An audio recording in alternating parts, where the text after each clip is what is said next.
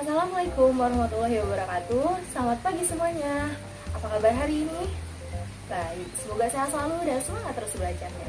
Pada pertemuan kali ini kita akan belajar mengenai sistem koloid.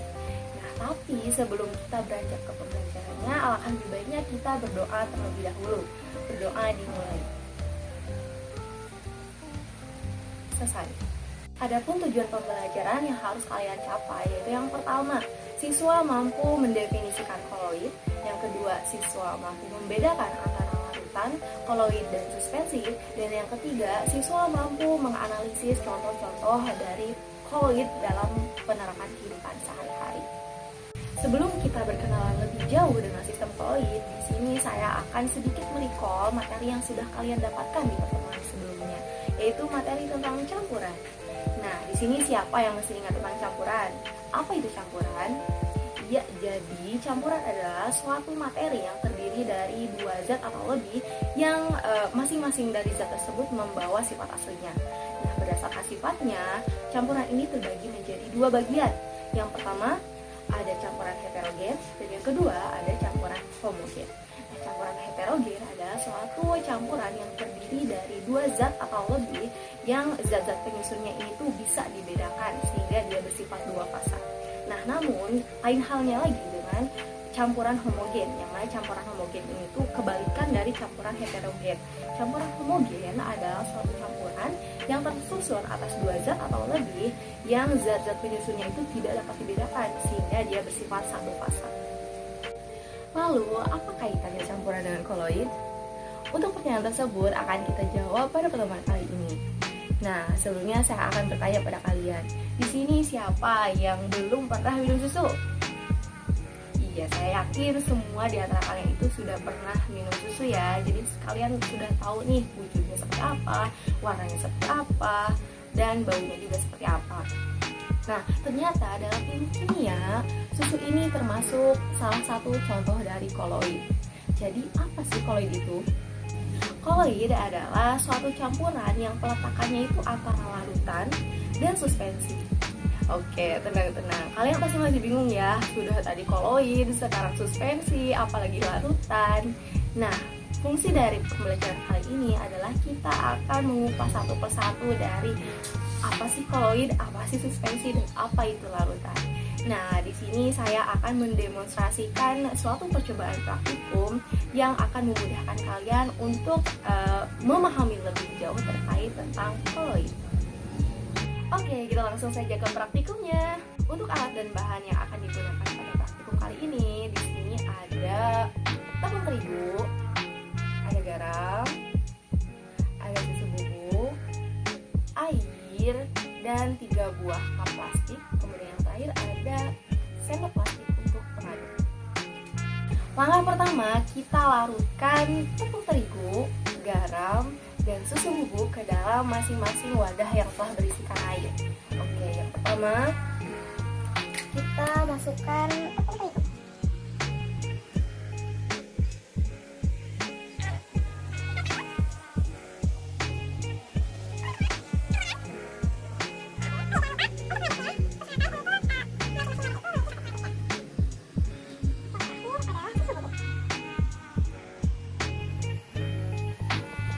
Nah, berikut adalah tampilan dari campuran air dengan terigu setelah diberi perlakuan pengadukan. Kemudian ada larutan garam setelah diberi perlakuan pengadukan. Dan yang terakhir ada air dengan susu yang telah diberi perlakuan pengadukan. Memasuki langkah kedua. Setelah didiamkan beberapa menit, kita amati kembali perubahan yang terjadi pada ketiga campuran ini. Nah, yang pertama ada campuran air dengan terigu. Nah, air dan terigu ini setelah didiamkan beberapa menit ternyata terbentuk dua fasa. Oke, selanjutnya larutan air dan garam. Nah, air dan garam ini setelah didiamkan beberapa menit ternyata tidak terjadi perubahan apapun. Oke, yang terakhir ada campuran air dengan susu. Apakah terjadi perubahan? Tidak ya. Oke, nah, jadi setelah kita mengamati ketiga campuran tersebut, jangan lupa kalian catat perubahan tersebut ke dalam tabel pengamatan yang sudah saya berikan. Langkah selanjutnya adalah penyaringan. Nah, pada penyaringan kali ini kita menggunakan tisu sebagai kertas saring. Oke. Yang pertama kita saring dulu campuran tepung terigu dengan air.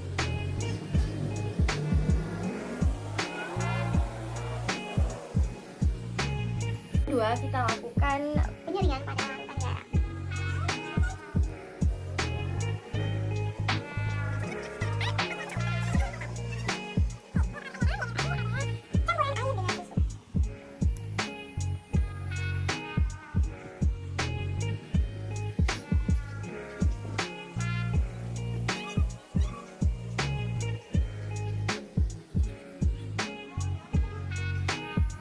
Oke, setelah percobaan selesai, di sini saya akan menjelaskan satu persatu dari ketiga campuran ini berdasarkan tabel pengamatan yang sudah kalian kerjakan. Nah, yang pertama dari segi warna. Untuk larutan garam itu tidak terjadi perubahan warna ya, dari sebelum penambahan dan setelah penambahan garam. Jadi warnanya itu masih tetap bening. Nah, jika warnanya sama dari sebelum dan setelah, berarti dia memiliki berapa fasa? Satu fasa. Nah, jika dia memiliki satu fasa, berarti dia bersifat homogen. Nah, yang kedua ada campuran air dengan susu bubuk. Nah, air dengan susu bubuk ini ternyata mengalami perubahan warna dari sebelum penambahan susu bubuk dengan setelah penambahan susu bubuk, yaitu dari bening ke putih keruh. Kemudian yang terakhir juga sama ya, pada campuran air dengan tepung itu terjadi perubahan warna dari bening ke putih keruh. Nah, untuk sifat fasa dari campuran susu dengan air ini tuh memiliki dua fasa. Nah, jika susu ini memiliki dua fasa, apakah dia bersifat heterogenkah atau homogenkah? Oke, bagi kalian yang menjawab heterogen sebenarnya tidak salah ya, karena secara mikroskopis ketika kita melihat susu ini di dalam mikroskop ultra itu terdapat dua fasa yang tidak saling tercampur, karena susu ini mengandung lemak dan mengandung air, yang mana keduanya itu tidak bisa disatukan. Akan tetapi secara makroskopis, secara kita lihat secara langsung itu bersifat homogen. Nah, bisa dilihat ya, susu ini tidak bisa dilihat batas fasanya seperti campuran air dengan tepung. Jadi susu ini memiliki dua sifat, yaitu sifat homogen secara makroskopis dan secara mikroskopisnya itu bersifat heterogen. Nah, yang terakhir adalah campuran air dengan tepung terigu. Di sini sudah jelas ya, dia mempunyai dua fasa dan dia bersifat heterogen karena dia mengalami pengendapan. Dan bisa dilihat juga batas fasanya di sini. Untuk poin kedua, kita lihat dari segi pengendapan. Nah, yang pertama pada larutan garam. Pada larutan garam ini ketika disaring dia itu tidak menghasilkan suatu endapan. Oke, tidak terlihat, sorry. Jadi dia itu tidak menghasilkan suatu endapan. Kemudian warna filtratnya juga itu sama dengan warna larutan sebelum disaring. Artinya larutan garam ini bersifat stabil atau tidak memisah. Nah, kemudian karena dia tidak menghasilkan endapan ketika disaring, berarti dia tidak bisa disaring. Kemudian yang kedua ada campuran air dengan susu. Nah, air dengan susu ini konsepnya hampir sama dengan larutan garam yang tadi. Dia tidak menghasilkan endapan dan filtratnya juga sama dengan warna campuran sebelum disaring.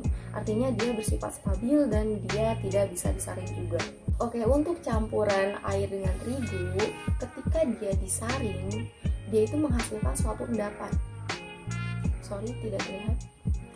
Dia itu menghasilkan suatu endapan, kemudian warna filtratnya juga ternyata berbeda dengan warna campuran sebelum disaring ya.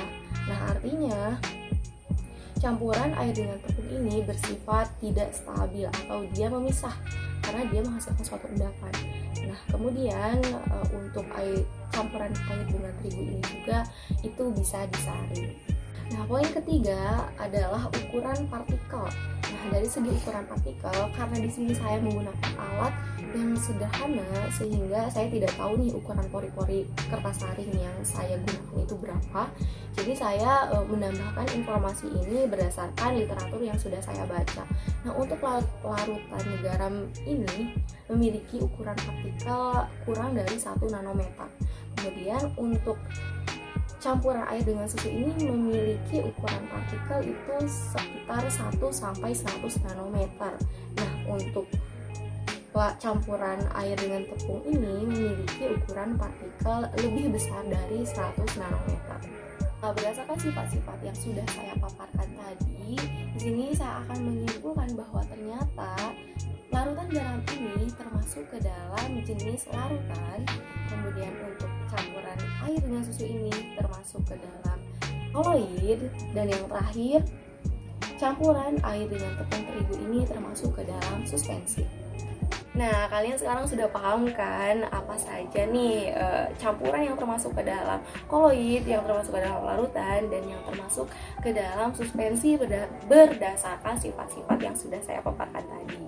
Dan ternyata koloid ini sangat erat hubungannya dengan kehidupan sehari-hari dan bisa kita temukan di sekitaran kita. Selain susu sebagai contoh dari koloid, ada contoh lain seperti keju, mayonaise, selai, kemudian asap dan kabut. Nah, kenapa asap ini masuk ke dalam koloid? Karena ternyata asap ini tuh terdiri dari 2 zat, yaitu zat padat dan zat gas. Nah, zat padat ini dilatar belakangi oleh unsur karbon. Kemudian zat gasnya sendiri itu berasal dari udara. Nah, kemudian kenapa kabut ini masuk ke dalam koloid? Karena kabut ini berasal dari 2 fasa juga, yaitu fasa cair dan fasa gas. Nah, fasa cairnya ini berasal dari titik-titik air, kemudian fasa gasnya itu berasal dari udara. Nah, untuk mempelajari lebih jauh terkait jenis-jenis koloid, itu akan kita pelajari di pertemuan berikutnya. Untuk pertemuan kali ini saya ucapkan terima kasih. Wassalamualaikum warahmatullahi wabarakatuh.